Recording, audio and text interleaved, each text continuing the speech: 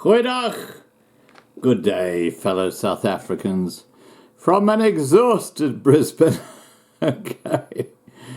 But I'm nearly up to date. I think we got a lot of the catch-up done.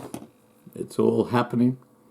And I want to attach here a video which actually talks about the whole lie about how the white South Africans stole the land from the Bantu people. It's a very, very interesting and informative video.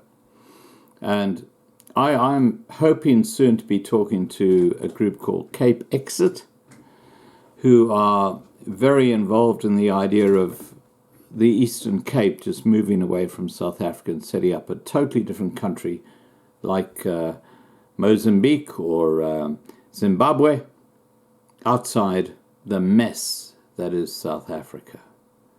Anyway, look, I'm not going to go any further on this. Please remember to subscribe to be kept informed, and have a great day. Bye for now.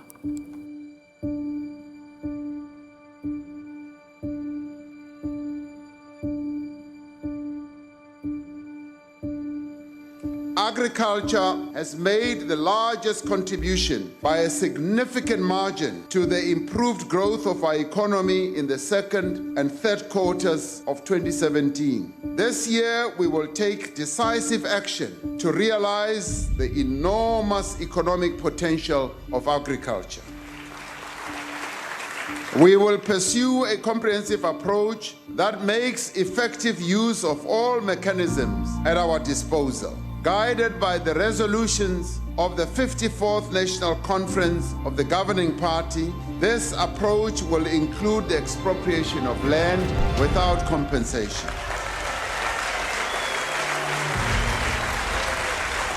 To say that we stole the land, I mean, we shouldn't even take note of that. We don't want half freedom. We want full control, rights, ownership, land of our country. The use of land as a political tool is incredibly destructive. As a result of past injustices, there's a problem now in society. Title was introduced as early as the 1600s. That is to say, the 17th century. The economy of scale, there's a lot of pressure on that. History is not only the domain of historians or academics anymore. It has become a tool or even a weapon in some cases. Ons het geen dokumentasiereg nie op die land nie.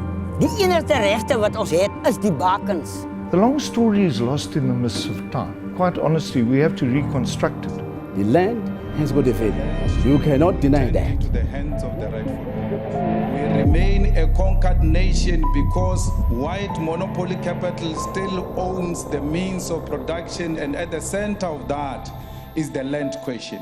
We remain as we were even before 1994. It is only through the expropriation of land without compensation that our people will be the rightful owners of this country. We cannot keep on saying South Africa belongs to all who live in it, yet we have nothing to show. If you vote against this, it's a waste of time. We are already giving our people the land, and we are not ashamed of that.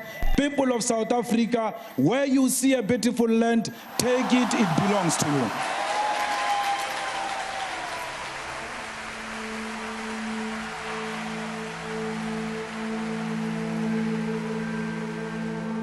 After the implosion of the white minority government and the advent of a national democracy in South Africa, the country has experienced a fair amount of economic growth. The economic growth that followed as a result of South Africa's reintroduction into the international marketplace is often attributed to the efficacy of the ANC government, since the ANC happened to preside over the system that oversaw the process. All the while, the ANC insisted on enforcing a national democratic revolution, which implies an aggressive centralization of power in the state, the erosion of private property rights, and a severe restriction on economic freedom. During the presidency of Jacob Zuma and his deputy Cyril Ramaphosa, the ANC declared that it was ready for a second transition in the revolution. According to the ANC, the first wave of its revolution was the attainment of control of the state, while the second wave implies the utilization of state mechanisms to achieve the goals of the revolution, which would ultimately lead to the creation of a socialist state in South Africa. This is pursued under the banner of radical economic transformation. If he studies the history, he will understand how it came about. And after all, if that's what he really believes, why not apply that also to other parts of the world where white people came after the indigenous people that were already there, like America? I wonder if they really believe that the white people in America should go back to Europe, or white people in Australia. Do they think that's feasible? So if they say no, they don't think so, why then make it applicable to South Africa, to the white people of South Africa? It's a fact that land must be returned back to those who are landless. White people who own land in South Africa today are all beneficiaries of land theft, a crime against humanity that was committed on our black ancestors. It's clear they want land to be redistributed to the people. Also, many young people are migrating to urban cities. We must be able to have means to expropriate land that will enable them to reside and in well-located land where they can go and walk to work. Our people are in need of land where they can build their homes and where they can farm and where they can also build facilities for various amenities. And a number of these places are strewn right across the length and the breadth of our country, and some of them are in urban areas. It makes no sense to give land to people that do not have the expertise, the training, the education to use land. There has been an attempt to take land and just give it to people that have no knowledge whatsoever. I think we must be careful when we talk about history. Politicians love to give a one-sided view on history. They thrive off it. Our current politicians love the idea that the whites came in and stole all the land, now they must give it back. And they work on this, cuts deep in emotions on both sides. On the side of the blacks, who then look at you and think of you as having stolen their land, or on the side of whites who are saying you're calling me a thief. This is political rhetoric. The best thing would be to shelve that and try and move away from that. But unfortunately, the exposure to this thinking, it's constantly just goes on and go on and on. It's as if the world was created just a few minutes after the Africans or the black man arrived in Africa. What happened prior to that? Prior to that? This world is much older since the arrival of Jan van Riebeeck. We know that people moved. We know that the Africans moved down from the northern part of Africa. This is political rhetoric for short-term political gain. History is never as simple as that. It's nuanced. There are all kinds of stories attached to the land. Wherever you go in South Africa and you delve back deeply enough into history, you find a different story. After the inauguration of President Cyril Ramaphosa, Parliament adopted a motion that the state should be empowered to expropriate private property without compensation. The policy position was motivated by the underlying notion that white people are illegitimate landowners and that white-owned land has to be expropriated and transferred to black people. There are, however, three major problems with this position. Firstly, it is an ahistoric view that doesn't take cognizance of how white landowners acquired their land. Secondly, it is based on the false presupposition of a hunger for rural land among black people. Thirdly, while it is claimed that this position would strengthen the economy, it is fundamentally based on the erosion of property rights, aggressive state control, and central planning over the economy, all of which have served as the ingredients for the most catastrophic economic collapses of the 20th century.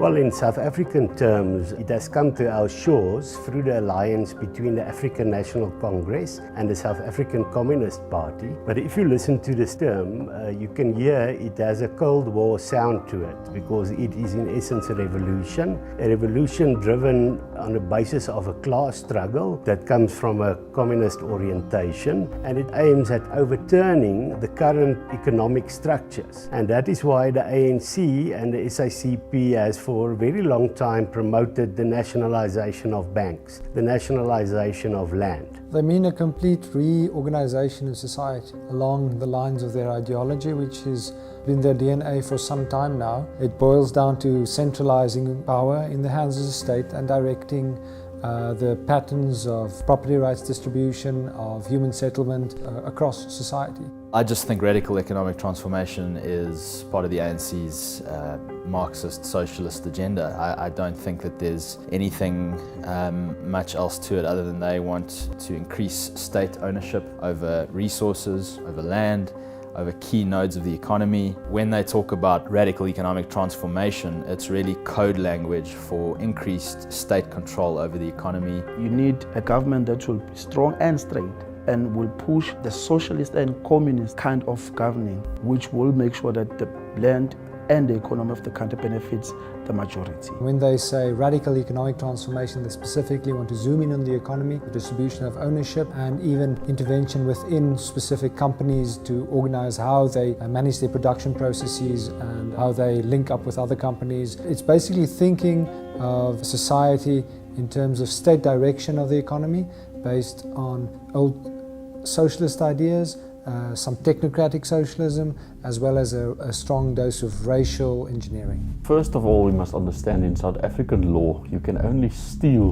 immovable objects. So you cannot physically ever be convicted of the crime of stealing land. But it is a term often used by politicians. With reference to the apartheid era, they mean the dispossessions and all of that, but it's not physical stealing. So it is an unfortunate concept because it has a political undertone, but it's not the correct legal term.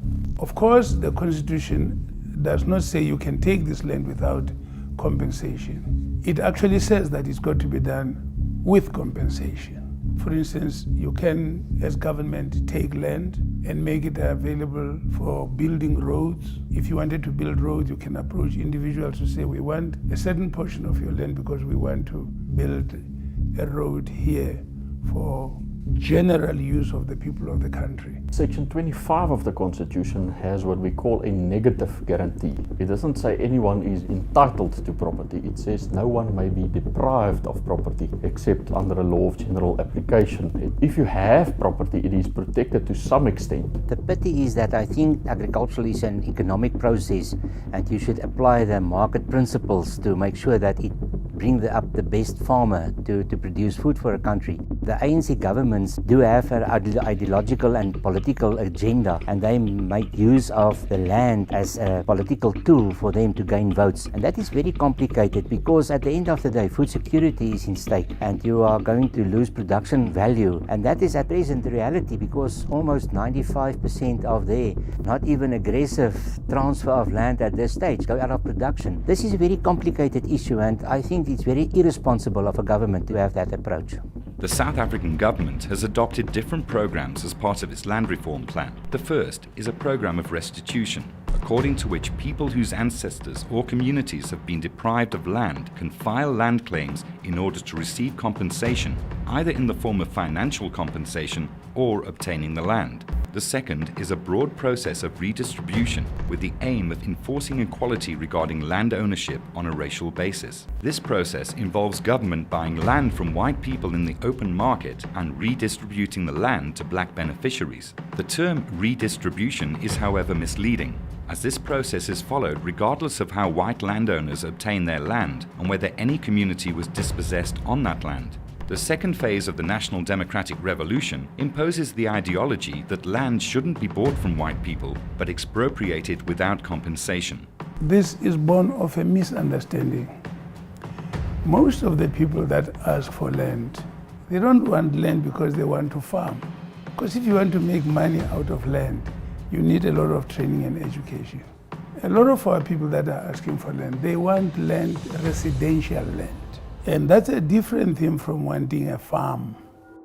We do know cases where in the case where they were offered land over money, they took the money. I mean, even Thabo Mbeki has talked about this, saying that it's important that perhaps black people would not be so enticed to take the money, but rather take the land. Yeah, 93% of them have said, we don't want land, we want money. We want the money. 7% said, yes, I'd like the land. 93% said no. But this is exactly the problem with the type of thinking that we have. So now we have the state president coming at the State of the Nation address saying, we are angry with you because you say you want money. We want you to want land. Don't say to us that you want money. Come back and say, no, you want land. So they are prescribing to black people how they should think. The vast majority of black people... So you should prescribe to black people how they should think. A lot of ANC thinking is grounded in, Marxist, Leninist, Soviet-style thinking. Obviously, softened and tempered for a 21st century social democracy age. The other country that the ANC really like to look to these days is China. So the ANC looks towards these countries and takes, I think, the wrong lessons from China and certainly all the wrong lessons from Soviet Russia. These form a lot of the intellectual bedrock of how the ANC, of what drives ANC policy. And then I think if you could layer over that tribal, feudal thinking where land is in particular controlled by chiefs and people live on tribal land with no specific individual property rights ownership, that notion dovetails very nicely with notions of communism and a lack of private property ownership. And so overall, this guides ANC thinking in the direction of disregarding the importance of private property rights. The ANC doesn't like decentralized power. It wants centralized power, centralized control. It wants to make decisions. When you read their strategy and tactics documents, the goal is more and more state control. And so they would like to see clean communism rather than corrupt communism. My contention is that communism ultimately tends to be corrupt communism because you create the perfect environment for corruption when you institute a system of centralized state control. When you read about how it thinks about the country, it sees South Africa as a big social experiment, and it sees ordinary people on the ground as subjects to be experimented upon. And that's very consistent with Marxist-Leninist thinking, with totalitarian thinking, that societies are just social experiments for the intellectual and political elite to experiment upon. What we also have in the rural areas, in particularly what used to be the former homelands, we have land in communal ownership, which is formally vested in the traditional tribal authorities, but where ordinary individuals have customary use rights. They have plots which have been allocated to their families, sometimes for generations, which they have the right to use. But again, it's an informal right, and they don't have any kind of legal title, which means that they are vulnerable to having the land taken from them and reallocated to somebody else by the traditional leader. It's a very powerful indication that if you want prosperity, you must protect property rights as part of economic freedom in the real sense, not the sort of distortion that Julius Malema and the economic freedom fighters here try to portray as the essence of economic freedom. There's no question that to do just about anything productive, you need a place to do it. In that sense, we need space and land and property. That forms the means of production, if you like. So that's how we produce and build wealth. So a lot of land is very important to the wealth creation process. The problem is that land has come to be seen as the sole means and mechanism of wealth creation. And that is an erroneous understanding. It's a false understanding of the importance of land in the economic process. I think is unfortunately being sold as a concept in South Africa as a solution to poverty, wealth inequality, and I don't think that that's a constructive approach to the problem. I think that there are far more important things to fix in the political economy of South Africa to enhance people's prospects, to raise incomes, to create employment and all these good things. Other areas of the country which are water scarce, which comprise a lot more than half of South Africa, 55% of the country, is water poor to the extent that pastoralists wouldn't be able to survive in it. I think that very often we make the terrible mistake of judging what's going on now, then trying to superimpose it on the past. That's a fundamental blunder. We know that if you looked at the first national census for South Africa, the total country population was only 6 million. You think of the increase from 6 million to 55 million. The different Bantu-speaking tribes originated in what is now Cameroon, and they basically moved down towards the Great Lakes area, splitting into two groups. The one went towards what is now Namibia, and the other via Mozambique into southern Africa. This occurred around 300 AD, the country was very sporadic. It didn't happen on one event. They didn't have a history to prove why they came. So whatever people wrote about that migration is basically speculation. They clashed maybe with other tribes, became overpopulated in certain countries in Central Africa. Before the white people came, a lot of these tribes didn't settle permanently on one piece of land. They moved about because the land was there. These came down, and the ones that went east of the Drakensberg, the languages there mutated into what we call Nguni today. And west of that is the Sotho languages that came this side. That migration didn't happen overnight. It could have taken 3 centuries of gradually moving south. So they arrived in the Cape, more or less where the Fish River is today. That was the Xhosa people, Nguni tribe. They arrived there not long before the white people arrived in South Africa. So when the whites started moving up the coast, the east coast, they met the black people more or less where the Fish River is. I would say the black people probably arrived in the Eastern Cape in the mid-16th century. They found other Africans living here, what we now know were Khoi and the San.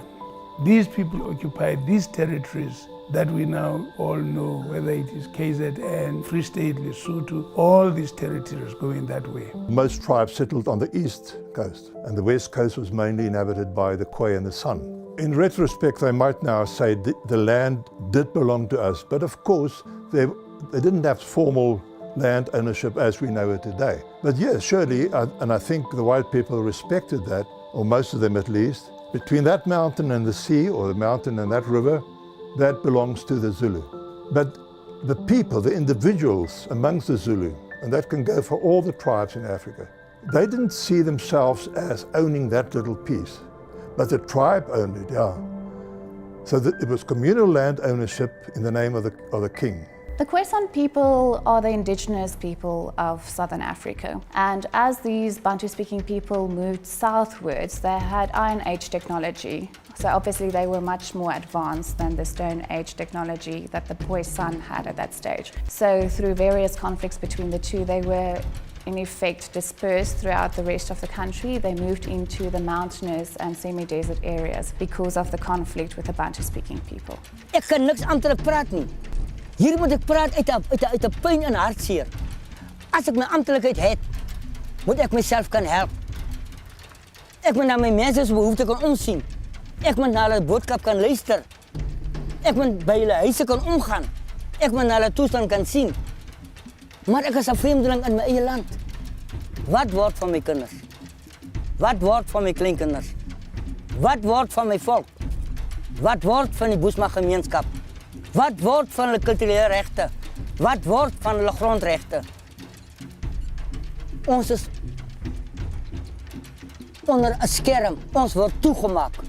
Administrateur is bo, hof is bo, prokureurs as langs aan. Ons is die voetvelle. Hulle praat mooi boodskappe aan die wêreld wat alleen is. Grond is die fundament van die Boesman. Grond is die testament van die Boesman. Grond is die woning van die Boesman. Grond is die land van die Boesman. En hy respek. Kom ons lieg nie.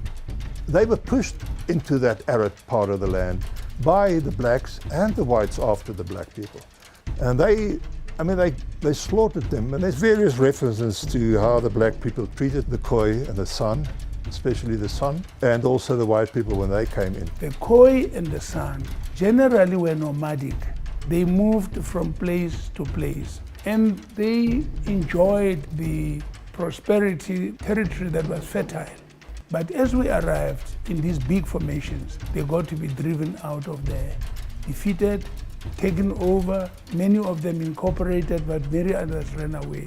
No human beings, if you think carefully, no human beings would have chosen to live in dry territories like the Kalahari, when there was a whole territory that had plenty of water. We began to dispossess and to take these territories and so on. We are actually the second arrivals. I'm talking about the Bantu sections, are the second arrivals and not the first and original that have been and so on. The Dutch East India Company was founded in the Netherlands, so their main aim was to establish trade with the East, importing spices, fabrics and such to Europe. So their interest specifically in Southern Africa was to establish a refreshment station at the Cape of Good Hope. The reason for this was that the Suez Canal was not built at that stage yet, so they had to take the long way around the Cape to reach the East. The very first white people that landed here were not even coming to South Africa. They were going to the East Indies for other purposes. The journey to the Cape from Europe was about 3 months, so they would need fresh food and fresh water and even have a place to tend their sick. So by 1652, the Dutch East India Company sent Jan van Riebeeck to establish this refreshment station. Before the advent of whites, there was no title. You couldn't say, "This is my farm." There was no land bought and sold.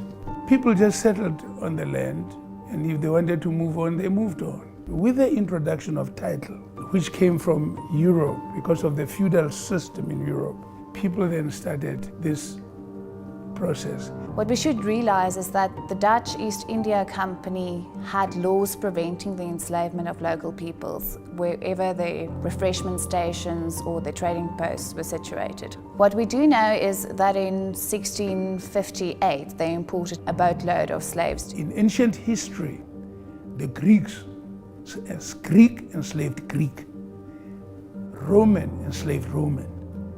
If you owed me money and we were both Romans or Greeks, I could sell you into slavery to get my money. Slavery had nothing to do with racism.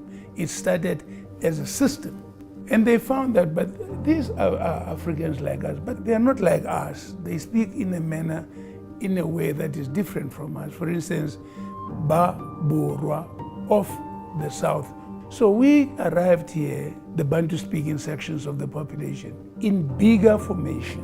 We made bigger and better weapons than them. There's no doubt at all that fundamental schism in South Africa in those days would have been between two groups, hunter-gatherers and pastoralists. There's all the evidence that shows that they were in conflict right from the word go.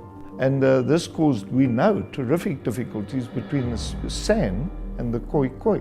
And later on was to cause enormous difficulties between the San and the black African groups that had moved down from Central Africa, who were definitely not going to tolerate hunters poaching their livestock. There was war between different tribes in this country before the advent of whites. There's a period in our history that's called Mfecane. It was a generalized war. Other tribes defeated others and they took them over, they took their properties and so on. As the settlements expanded towards the east, the need for land increased. Eventually, white settlers, who would later become known as the Boers or the Afrikaners, met with Xhosa settlers on the eastern frontier. Initially, a border was created between the Boers and the Xhosas, but the border was disregarded by both parties, resulting in 8 border wars between white and black settlers.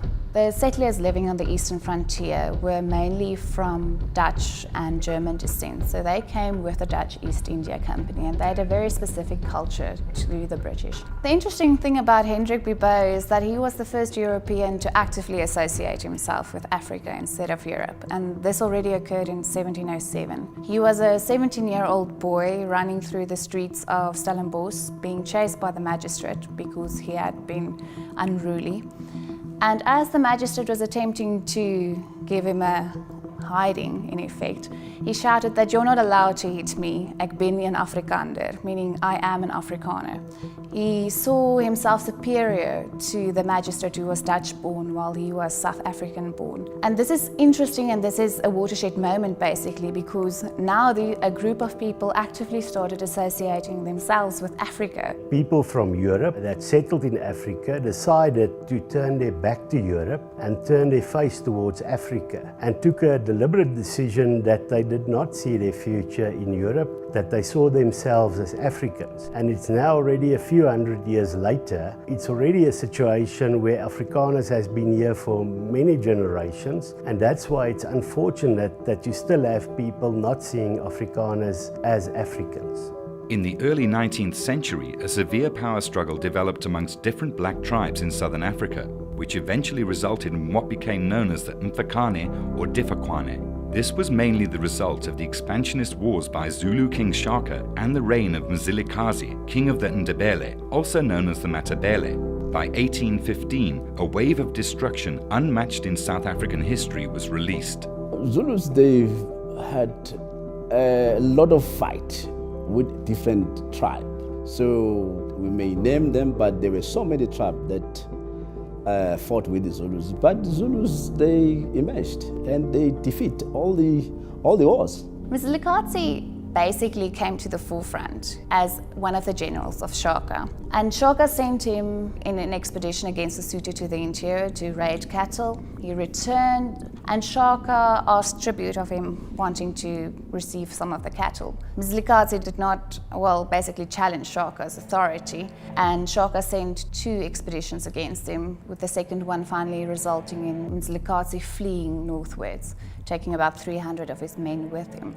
As he fled northwards, he basically took in other tribes or conquered them and incorporated them into his own numbers. By 1830, he occupied and he ruled over almost the entire area north of the Vaal River. So he was a very powerful warrior with large tracts of land under his control. So by the end of the Mfecane, which lasted more than a decade, it is estimated that only the Venda remained in their original position. The rest of the tribes had been dispersed, some of them fleeing as far north as Tanzania and Zambia to get away from the carnage. In addition, about up to 2 million people were killed during these wars, which is a significant number of the people living in Southern Africa at that stage. If you think of the 1911 census, there were only 4 million black people in South Africa. The Cape was annexed by the British in 1795, which initiated friction between the Boers and the British that would last for more than a century.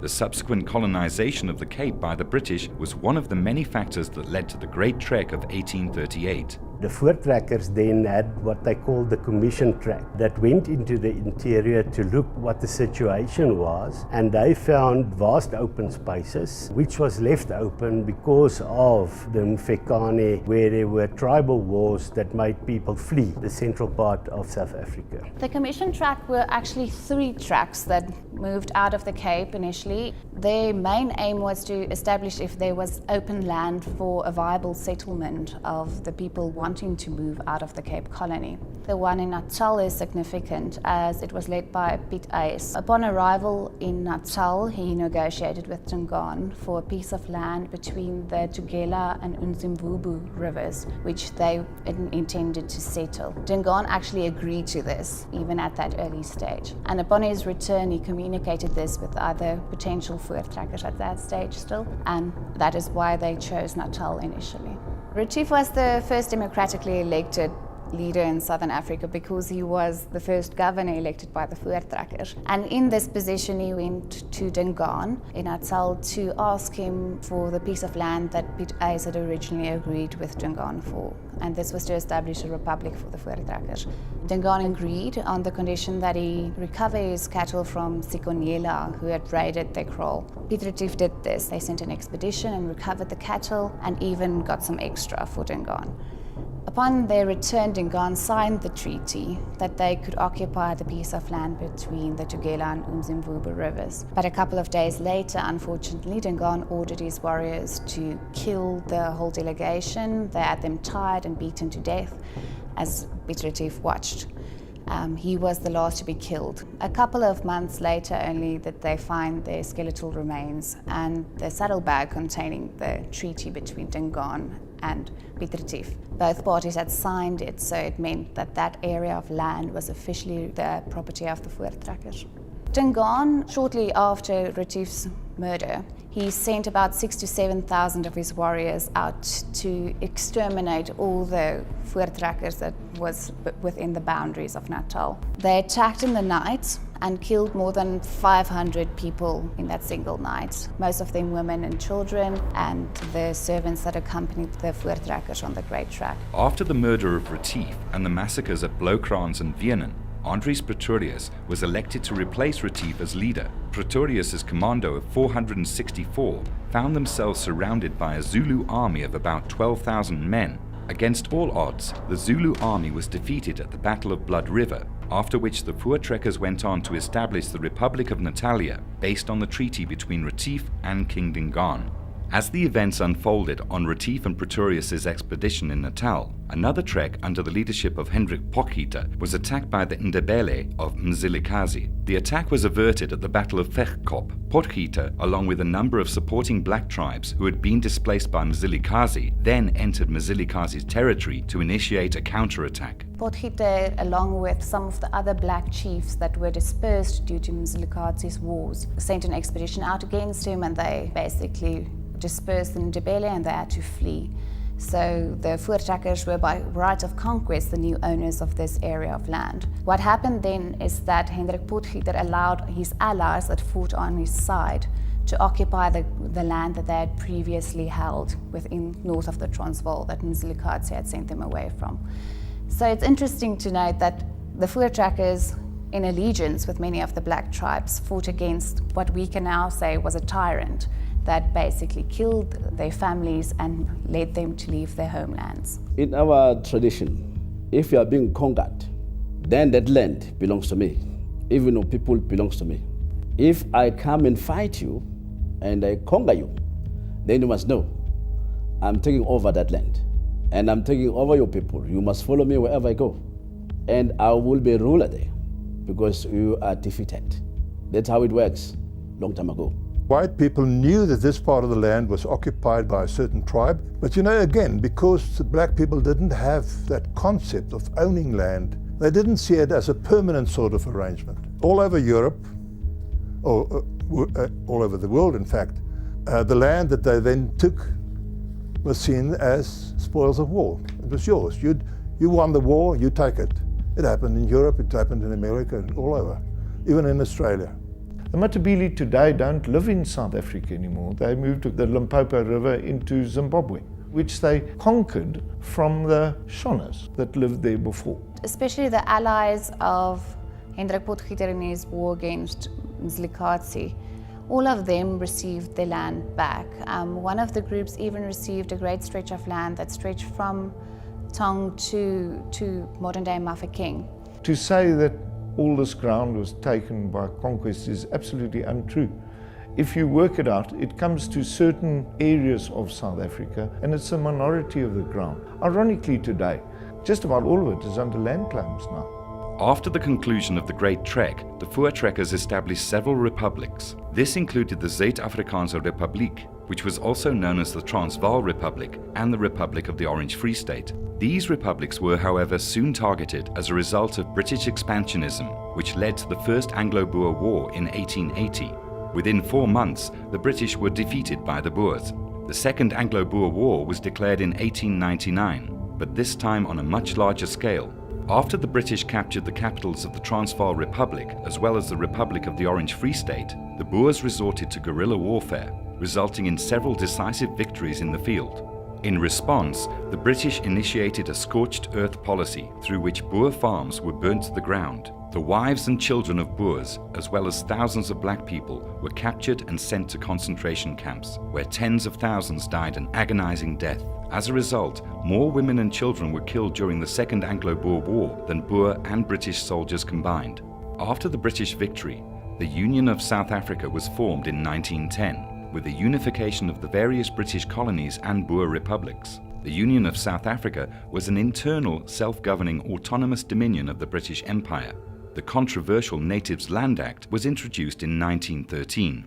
The big mistake I think that was made in the 1913 Land Act was to make it so rigid. It allowed ownership in certain areas for certain race groups only.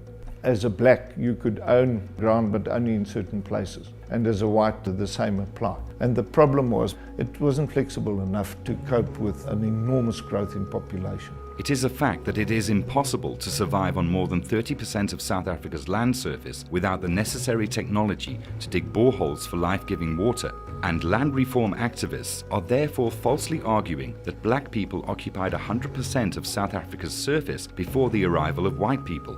In line with this reasoning, it is widely believed that the Natives Land Act of 1913 resulted in large-scale dispossessions and forced removals of black people in order to move them to areas that comprised only 13% of South Africa's surface. What is not said, however, is that the Bowman Commission found at the time that black people occupied only about 12% of South Africa's surface, and that the areas that were designated to black tribes, according to the 1913 Land Act, were largely a reflection of where black people already resided. Another controversial piece of legislation was the Group Areas Act of 1950, which was built on the provisions of the 1913 Act.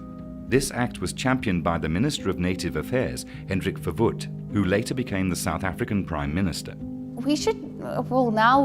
many people say that Verwoerd is the architect of apartheid, but it's a very simplistic way of looking at Verwoerd.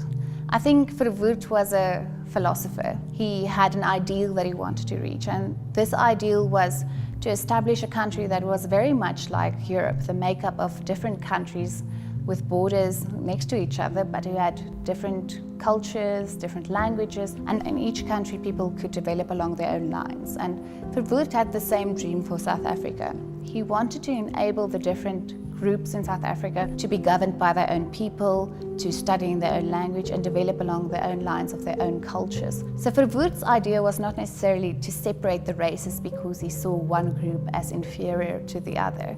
He wanted to separate the races because he wanted them to be able to develop to their utmost potential within their own community. A process of forced dispossessions and transferals was initiated in the 20th century, which is regarded by many as the most controversial act of the white minority government. This process made provision for the creation of a variety of nation-states for different tribes in South Africa.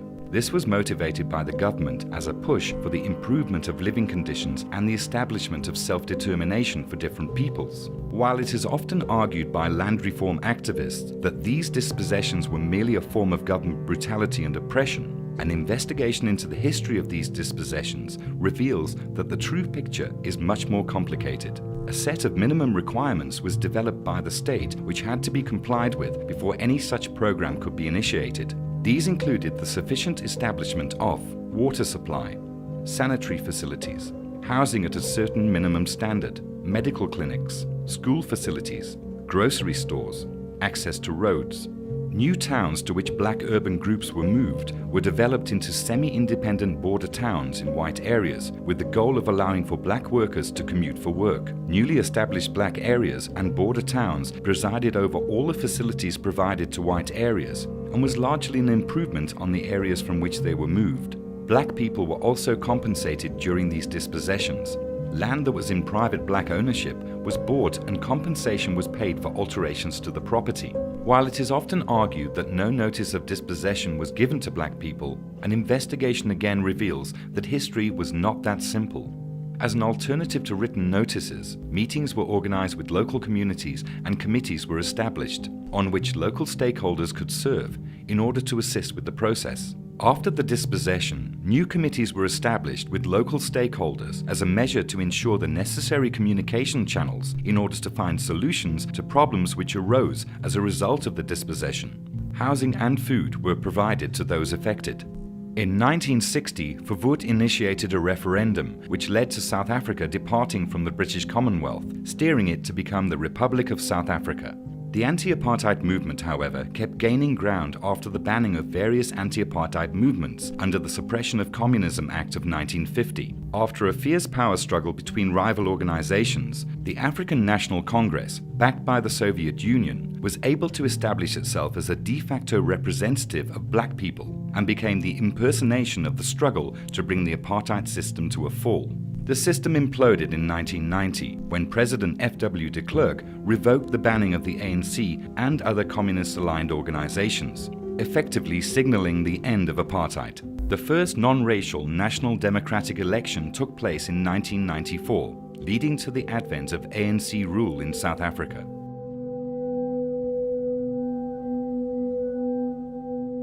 In 1996, the Department of Land Affairs, as I think it was called at that point, said that the government owned or controlled 26% of the land in the country. It was taking account of the land which had been owned by the state itself, which was about 12% in 1994. It was also taking account of the land in the homelands, which was always about 13%. of South Africa's land area, and that was land which had been always controlled by the traditional authorities and ultimately vested in the state. So it still ultimately was state land. That immediately brought it up to 25%. They thought 26% taking account of various other factors. And if you added in municipal land, which was subsequently put at about 2 million hectares, then the overall amount was probably at about 27% in 1996. Then the next land audit that came out in 2013 said the state had only 14% of South Africa's land area, which was a very odd figure because somehow they seem to have dropped all the state land that used to be owned and a lot of the homeland land. If anything, they were talking only about the land which had been in the homelands and not about the land which had been in state ownership. Very strange figure. Then more recently they brought out another land audit which was supposed now to look at privately owned land, and they said that they looked at the deeds registry in particular as a source of information, and then they assigned a racial ownership where they could, using data held by other government agencies. And they also came to the conclusion that about 61% of land in South Africa is owned by companies and by various forms of collective ownership. And they said it's not possible to assign a racial identity to these sorts of organizations. So we won't try to do it. We'll only look at privately owned land, which is owned by individuals. So their land audit immediately left out account 61% of privately owned land in the country, which is a major problem and which the ANC keeps failing to acknowledge when it talks about the results of that land audit. It said in the relation to commercial farmland that black South Africans own 4% of that. Now, it's difficult to know whether that is accurate. It's a shockingly low figure, but it may also reflect the fact that it's been the ANC's policy for many years to make sure that black people would not attain private title to land. If it's restitution land, it's gone to communal property associations or traditional authorities. If it's redistribution land, it's mostly been held by the state. So naturally, the figure for privately owned black land is lower than it might be if the government had not had policies of this kind. But the biggest flaw is that we simply don't know about the racial ownership of 61% of the land in the country. And Agri-SA has also compiled figures which paint a very different picture. And they did assign a racial identity to companies and trusts and so on. And they did so primarily by looking at surnames and geographical information. And they were cautious. They said if they couldn't be clear that this was black ownership, then they assigned it to white ownership. And on that basis, they came to the conclusion that black ownership of land which is owned or controlled by the government or previously disadvantaged individuals amounts to 27% of the land in South Africa on the whole. But if you look also at land potential, what is the most valuable land in the country in terms of its carrying capacity? The well-watered land in the eastern seaboard, which for obvious reasons has always been the land most held and occupied by Africans. Then it goes up to 46% or 47% if you round it up, which is held either by the state or previously disadvantaged individuals. And that's more likely to be a more accurate figure, but it's been discounted by the government, particularly now in the debate about whether we need expropriation without compensation. It obviously serves the government's purposes to focus on the 4% of commercial farmland in black ownership and to discount all the many problems in that figure. I honestly believe, in my experience through the years of handling land claims, I came to the conclusion that more than 90% of the people, or at least that are beneficiaries, don't make a success out of farming simply because they shouldn't have been granted a piece of land. Die land gaan lam gelê word. Ek het hier met hulle gepraat in 2003. Toe vra ek meneer, jy gee vir hy man 10 skap. Het hy man enige landbou ondervinding en kennis? Nee, maar ek verstaan nie. Die geld gaan vir die armes van die armstes. Ek vra meneer, het hy man landboukennis? Toe die man die skintienskap ontvang, toe slag hy 2 daai tyd. Hy vat 2, hy verkoop hulle vir 'n kan wyn. En hy maak 4 en hy braai vleis. Die eind van die week toe sy al 10 klaar verkoop. Toe is daar niks meer. We are dealing with a very different country today than what we had, let's say, back in 1913. It's a country that's now urbanized. Soon 75% of our population are going to be living in our metropolitan collective urban areas. 75% of the population will therefore not be able to produce enough food to sustain themselves. We have to look very hard at how we are going to retain a rural sector that can actually produce sufficient food for the urban sector in this country. And that's why it's absolutely imperative that whatever government tackles, whatever land reform initiatives they want to tackle, to carry out their constitutional duties, has to be very careful that they also balance that with the necessary production to keep the urban areas alive. Because if they don't do that, the country will be plunged into anarchy anyway. I don't think that there's any real hunger for farming land. There is a great need for housing to be made available in the urban areas, but that's a different sort of debate.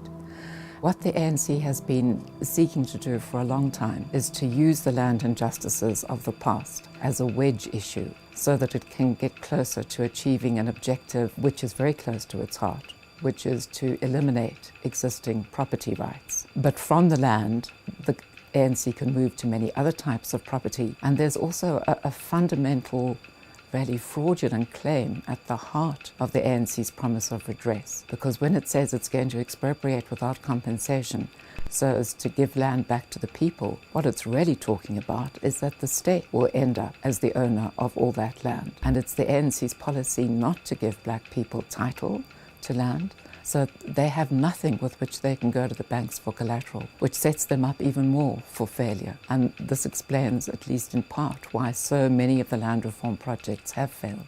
When the ANC says it really cares about returning land to the people, that it wants to provide redress for past injustices, this is simply really a cloak that's being thrown over its intentions to give the state the ownership and control of land in South Africa, and perhaps from land any number of other kinds of property as well. I realized the journey now. I just came into farming but not realizing there's a challenge after all. I'm suffering to stand on my feet towards a commercial level because of several. That's why by now I try to diverse in a way, but it's a little bit hardship. But all in all, I'm a full-time farmer. I got everything here, but I don't know, the link with our government is not so conducive whereby I can see myself up. I'm struggling especially with the implements. Government trying to help, yes, but different people with different programs. They can give somebody a tractor while somebody's not having an agricultural idea. And then you're killing the esteem of other farmers who are emerging around the place. You're killing the perseverance that I got. Last year I nearly dropped this whole thing and go back to Texas. It's then whereby now you see the government trying to link me. I end up having grant, but it wasn't full package of grant. I was supposed to get the diesel, seeds, chemicals, heavyside stuff, and gunsmiths. I only got two elements. I got the diesel, I got the seeds. The rest, they said the government doesn't have money. In our case, it's the department. They come to the community, they come to the people, they promise things, they promise people things they cannot do. So at the end, we end up failing. As the committees, we end up failing the projects, so people think we are failing them, whereas we are failed by the department. We identified the problem of, the challenge rather than the problem of land reform some 15 years back, that it's something that needs to happen, but something that needs to happen in a controlled environment. And that's why we got involved in land reform, to achieve it on our own terms and not on terms that's been forced down to us by politicians. We felt it was important to continue and to persevere for the benefit of our children, because we couldn't find an environment where all communities could prosper together. There was not going to be a future. In 2007, we were approached with some fellow farmers that had a project that they were working on and contemplating, but they couldn't fill in the business side. And being an agricultural economist by education, a farmer by calling, they asked our involvement, and we put together a business model which we felt had a sustainable future. I'm here in a farm. It's a communal property. Everybody of this community is a beneficiary. It's a trespass, it's a headache, farming nearer to community. I'm in a farm, it's vandalized, I'm willing to upgrade, I cannot. I'm nearer to communal. I cannot run things, crime. It happens to me to lose 1,000 liters of diesel this season, previous season, whereby it costed me, I sold 2 heifers of Simbras to buy another diesel. So that's a drawback. So it's right if sometimes we got the help on maybe getting farms to hire. You know, we don't get any subsidies for many years now from the government. So agriculture doesn't get any subsidies, except for a smallish subsidy on diesel. That's what we get.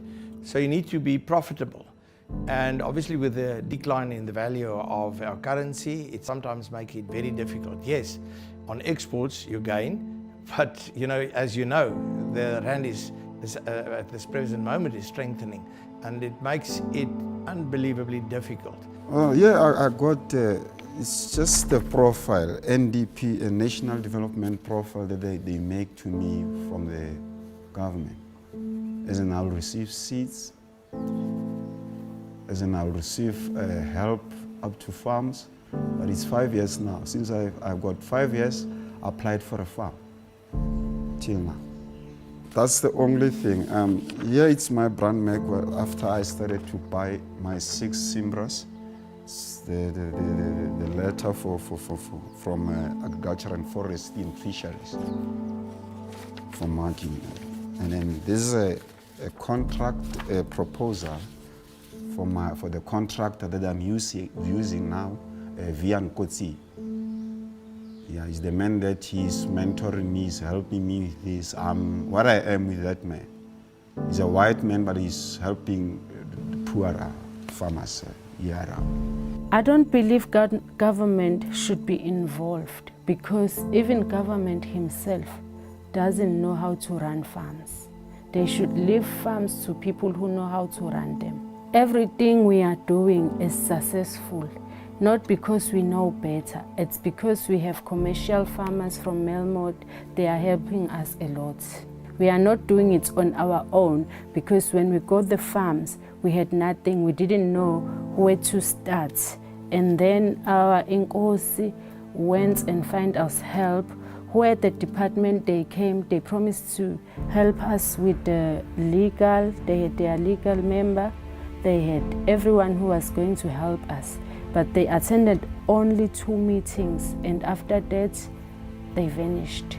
If our kids grow up believing in what we are believing in now, the relationships we have made with the commercial farmers, if they will continue to carry on that, then we will have a successful generation. We have a program in Kulini of transformation, of uplifting our town in Kulini, as well as Tlabulugang next door.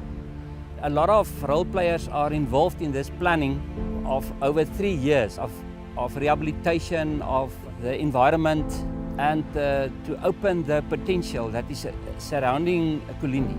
And part of the potential, as I identify it together with these role players, is this 12,000 hectares of agricultural land.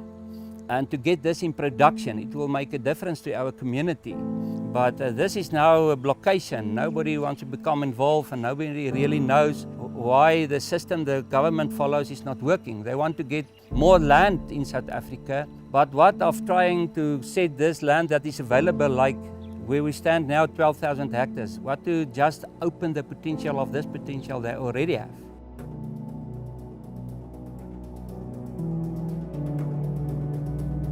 If we go back in time in South Africa's history, people would not have had title deeds on pieces of paper that were registered in a deeds office. But if they occupied, homesteaded, fenced off and worked a particular piece of land that was identifiably and self-evidently theirs, then that was their land. And if that land was forcibly taken from them, if they were removed from that land unjustly, and if that can be proven, then that is a legitimate land claim as far as I'm concerned. What is an illegitimate land claim is to say that some general territory of land that was unoccupied, that was unhomesteaded in that sense, where they had not fenced it off, protected it, worked it, mixed their labor with it, so to speak. That kind of land cannot just be claimed as owned. One doesn't arrive at a huge piece of land and claim simply by a verbal declaration. You actually have to go and claim land, and you have to go and work that land and prove that it is yours by homesteading it and protecting it and working that land. What about all the land that are available, that are owned by the state? If you put that together, there's more than enough land available to satisfy the demand. It's one of the complete grey areas in the country, but it does seem very ironic that race classification was one of the most iniquitous racially discriminatory laws for which South Africa was pilloried right across the world. And yet we still have an informal system of race classification. By now, race classification could be something which no young South African person has any knowledge of. That this is something which was done to their parents but which has completely fallen away. If you look at privately owned commercial farms, owned by both black and white private commercial farmers, most of them are a huge success. Those are the farms that create food security in the country, that gives us food to feed our people. When you go to the situation where land that was expropriated or bought by government, according to the Minister of Agriculture himself, he said that 95% of those farms fail. There's a number of reasons for this, but you would see within only a few years there would be a huge deterioration in those farms, and productivity would stop in most cases totally. What is actually astonishing to see, in many cases these farms are located next to one another, and on the one side of the road you would see successful farms, huge productivity, and just across the road a farm that was taken by government, it would be a dismal failure. And the paradox is something that one cannot miss if you look at it. I don't think more than 1 or 2% of land transferred so far are successfully utilized. In our own part of the world, the Maguba people, they lost the land before 1914, but still the government were prepared to compensate them or to give them land. And they made a large stretch of land available, owned by the tea company, and millions of rand went into that project. Nothing came of it. I mean, there are so many examples of failures. Government should understand that the present commercial farmers are more than willing to assist new arrivals or whatever in business. Let's say the black farmers that come into business. But they need to relook the structure, how you get to success. But it's not just put a person on the land and he will be successful. Even with myself, it took me 10 years before I was in a position to go to my father and said, I think I'm ready now to purchase your farm. I think we should have two sides of this answer. The one is where the black farmers have bought the land themselves and they actually apply the production factors on the correct manner to make sure that there will be sustainable production methods on that farms. They are successful because the market principles will be the decisive criteria to make sure if a farmer will be a farmer or not. But where the government get involved and they transfer the land to people that is not necessarily a person that apply to that agricultural situation as it should be, then you get all the failures in reality, and that is what we experience in South Africa at this stage. Our own Minister of Land Affairs has admitted that as much as 95% of the land reform projects have failed. I think half the problem of our current land reform scheme is that we never ever pick the right beneficiaries. Restitution is giving back to those who were unfairly dispossessed. You give them their land. But the government of today must correct the mistakes of the government that went before. And that's why the Constitution says you must compensate if you take that land as government. You must do that.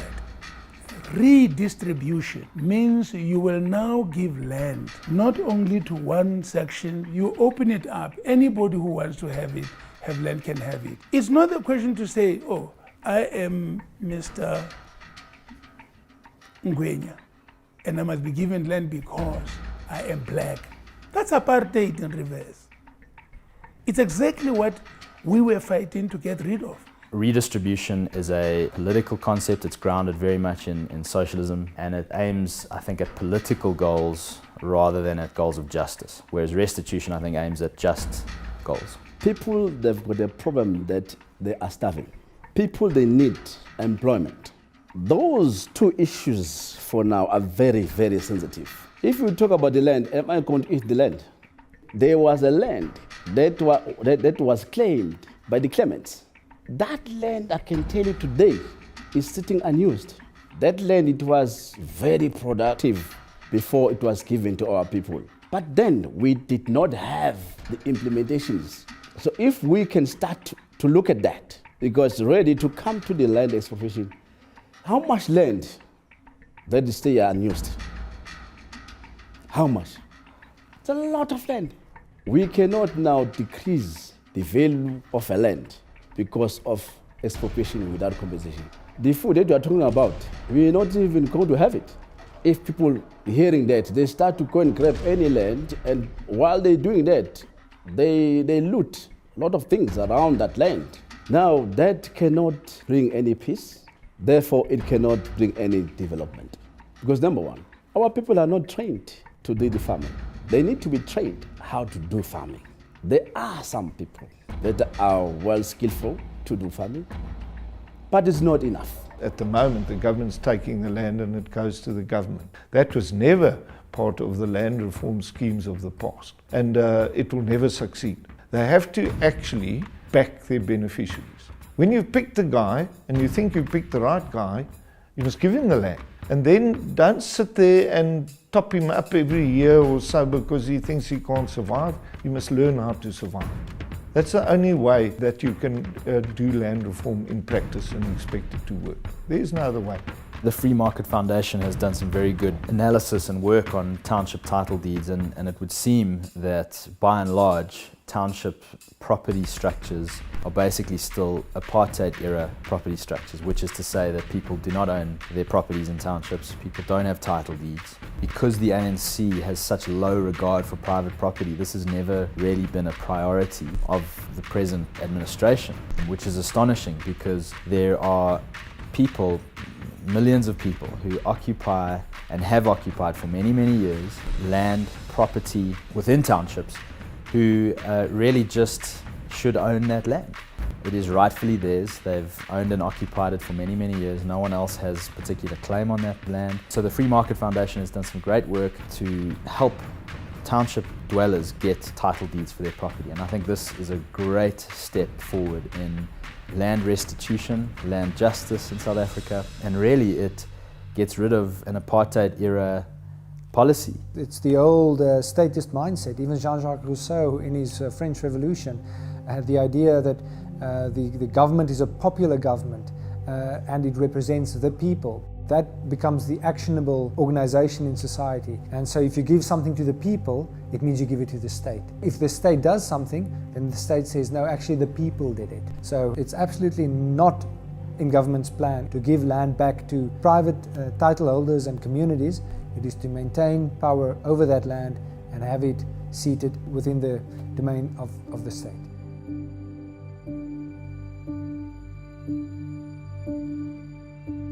There's one thing that I firmly believe in, is you don't change a perception with facts. You could put all the facts on the table, you will never change that.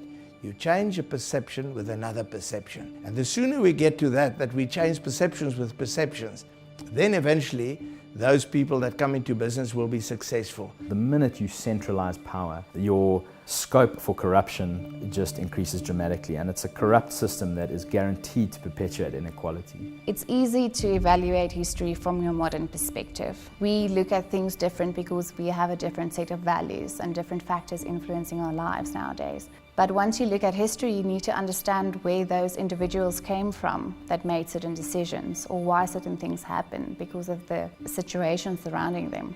Geld, nationale status, politieke macht, politieke beheptheid.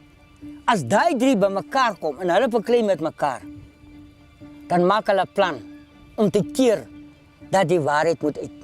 We must still educate and train large numbers of the children of this country, black children, so that they become able to can ask for land from the government, to work it and produce and contribute to fruit, and like anybody else, own as much land as what they can work. The ANC should rid itself from its obsession with race. So-called white commercial farmers are not the enemy. They want to make a contribution to give access to farming opportunities to various communities. The entrepreneurial skills among the black people are huge. What support do they get to grow their businesses? We use them, but they hardly get any support from government to at least get them to develop their entrepreneurial skills to become very competitive in those environments. Land and focusing on skewed land ownership and whites as the problem completely distracts attention from the ANC's own failures in government over so many years.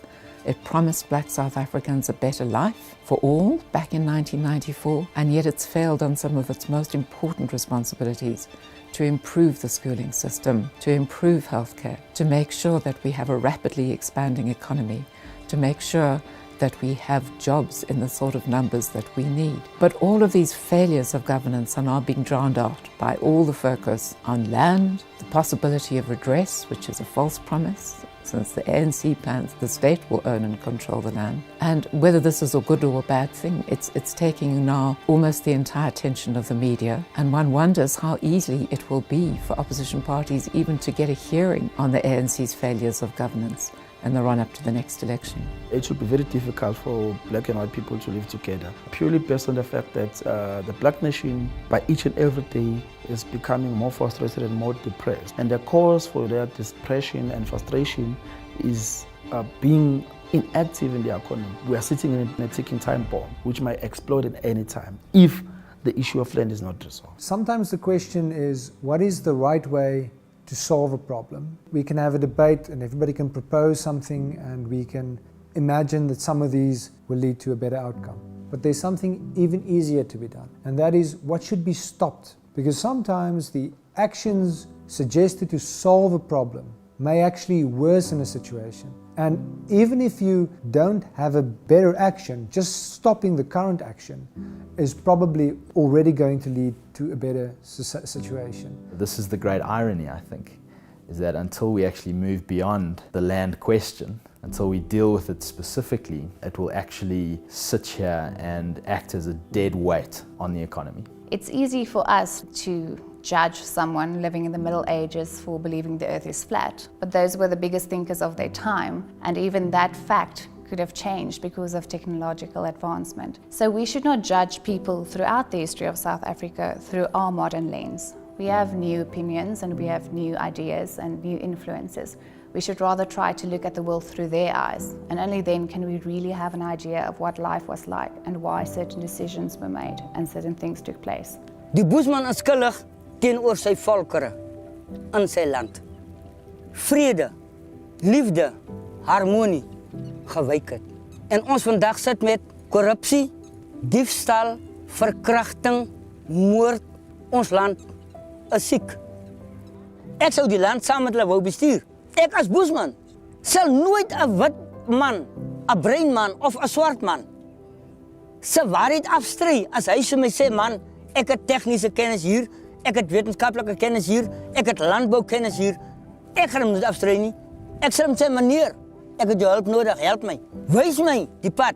You will enrich yourself if you position yourself within the opportunities that are available. There's huge opportunities for black entrepreneurs, black businessmen, black whoever that wants to move into agriculture and understand that they could create their own wealth with the support of the present commercial growers. Don't keep on marginalizing the commercial growers because there's this belief, that we oppress our workers, we do this and that. Go through the exercise then and rate us and categorize us and say, who is prepared? Come and evaluate what we do on our properties and how we incorporate black people in our businesses and invest in them. And those people could eventually have the opportunities to own their own properties. The way market systems work is that they are very, very good at decentralizing knowledge, and they essentially thrive on decentralized knowledge. When anyone wakes up in the morning, they are in their particular situation and they have the best idea of what they need to do that day to improve their lives. Whether it's going to their job, trading, looking for work, whatever it is that they plan to do that day, they do it with one goal in common, that by the end of that day, their life is a little bit better than it was when they woke up that morning. This process cannot be centralized. This process is something that each individual has to be in control of, because they are the locus of decision making for their own lives. They themselves know their subjective preferences and their choices that they face in a particular day. It's all very well someone from government saying, I don't think that that person should work for less than the minimum wage, and therefore I'm going to ban them from working for less than the minimum wage. But they don't know the choice set that that particular person faces. That person has chosen to work for less than the minimum wage because any other choice that they face is worse than that choice. So all government has done by banning them from working for less than the minimum wage, and therefore from working at all, because the employer now won't hire them for a higher wage, is actually worsen their set of choices and will make it more likely that they go to bed that night in a worse off position than when they started in the morning. We, the people of South Africa, recognize the injustices of the past, honor those who suffered for justice and freedom in our land, and respect those who have worked and built and developed our country, and believe that South Africa belongs to all who live in it, united in our diversity. You don't need to be a rocket scientist to know what the effect of disrespect for property rights or an effort to centralize economic decision making would be. All one needs to do is to have a look at history. The expropriation of land without compensation has been tried. It's been tried in Venezuela, it's been tried in Zimbabwe. And the effect there is for everybody to see. Not only the landowners were negatively affected, what happened is investors, if they're not confident that their property would be safe, they simply don't invest. And if you don't have investments, the economy collapses. We have a government that is trying policies that have failed dismally elsewhere, and the problem is with people that have a socialist inclination is they never acknowledge these failures. They say, well, we would do it differently. And that is why I believe it's in the interest of everybody in our country if we show respect for property rights, if we don't try to plan the economy centrally, and if we uplift people through policies where we really empower people to participate in the economy rather than handouts. If you're simply going to give people land, you're going to take it away from others without paying for it, it will not stimulate the economy. The same people you want to benefit will be negatively affected in the end.